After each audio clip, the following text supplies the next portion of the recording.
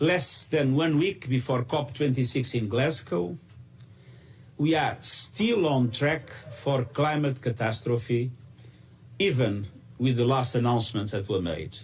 The United Nations Secretary General is describing a new UN climate emissions gap report as a thundering wake-up call, just days before world leaders, including Prime Minister Justin Trudeau, gather in Scotland for the COP26 climate summit. The clock is ticking.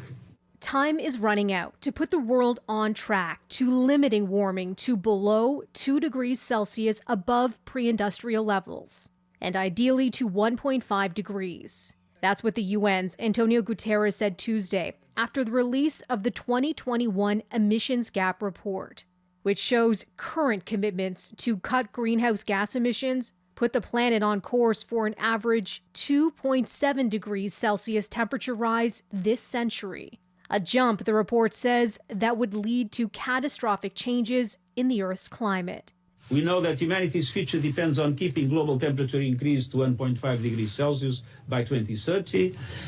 And we also know that so far, parties to the Paris Agreement are utterly failing to keep this target within reach. And he says the report underlines the failures of political leaders. But he says the job can still be done, but only if the world gets moving now.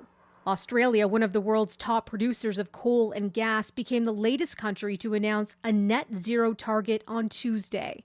But critics are pointing out holes in the plan. The BBC quoting a fire ecology expert who says it has all the strength of a wet paper bag.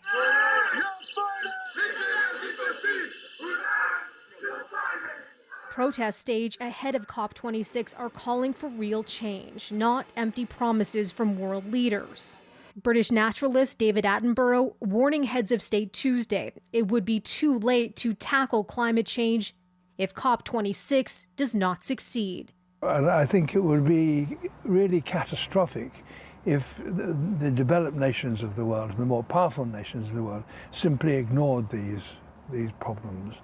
Do we say, oh, it's nothing to do with us and because our arms? We caused it. Melissa Duggan, City News.